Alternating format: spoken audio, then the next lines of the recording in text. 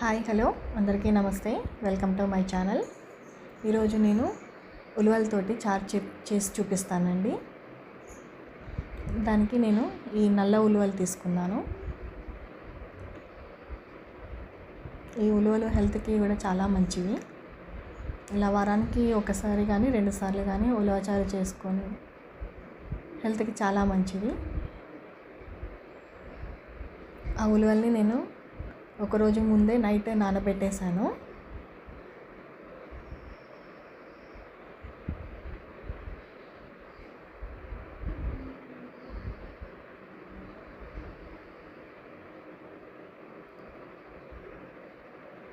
ఇలా నానబెట్టుకున్న ఉలవల్ని ఒక కుక్కర్లోకి తీసుకోవాలి.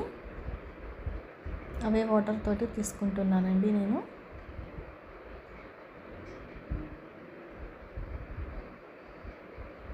ఇప్పుడు ఇందులో కొద్దిగా గల్లుప్పు వేసుకోవాలి.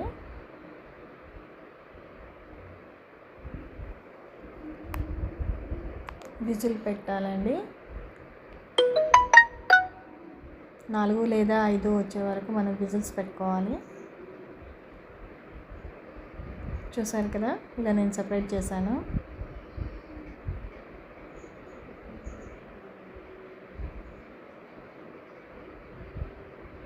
ఉలవలు కూడా మెత్తగా ఉడికాయి.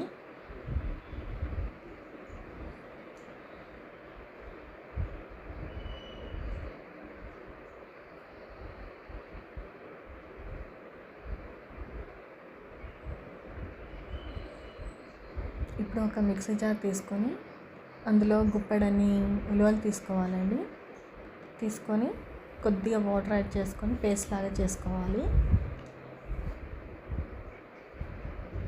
ఇలా పేస్ట్ లాగా చేసుకొని పక్కకు పెట్టుకోవాలండి. ఇప్పుడు స్టవ్ పైన ఒక ప్యాన్ పెట్టేసుకొని అందులో ఒక 2 లేదా 3 స్పూన్ల ఆయిల్ వేసుకోవాలి.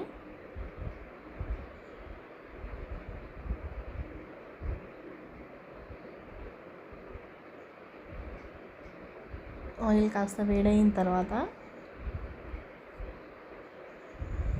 ఒక 4-5 ఎల్లిపాయలు,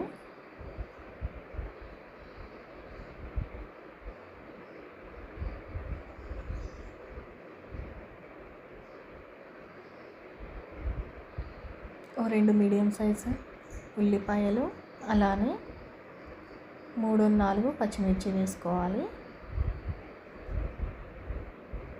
వేసుకొని ఫ్రై చేసుకోవాలి వీటిని.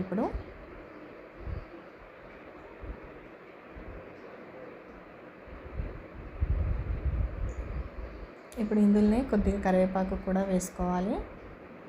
అలానే 2 లేదా 3 ఎండుమిర్చి కూడా వేసుకొని ఫ్రై చేసుకోవాలి.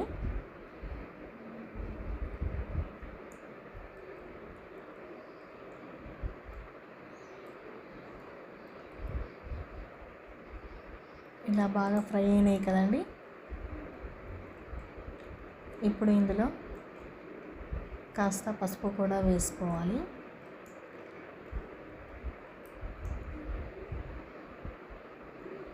అలానే కొద్దిగా ఇంగువ కూడా.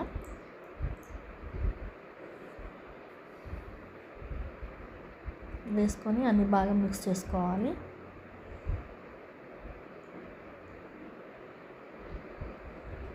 ఇప్పుడు మనం ఈ ఉలవచారు రసం ఉంది కదా, ఆ రసాన్ని అంతా అందులో పోసేసుకోవాలి.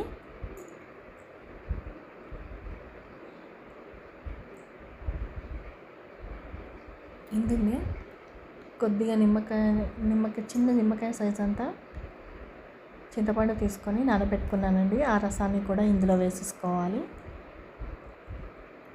కొద్దిగానే వేసుకోవాలండి చింతపండు రసం, లేదంటే మరీ పుల్లగా అయిపోతుంది.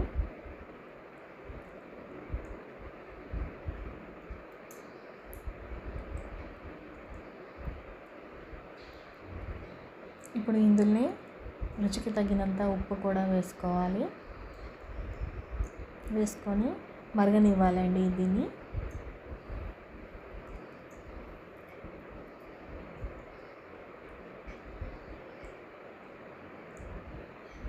ఈ మరుగుతున్న టైంలోనే మనం ముందుగానే పేస్ట్ చేసి పెట్టుకున్నాం కదా ఉలవల్ని, అదంతా ఆ పేస్ట్ అంతా ఇందులో వేసుకొని బాగా మిక్స్ చేసుకోవాలి. పేస్ట్ వేసుకోవడం వల్ల ఏమవుతుంది అంటే మనకు రసం అనేది కొంచెం థిక్గా వస్తుంది.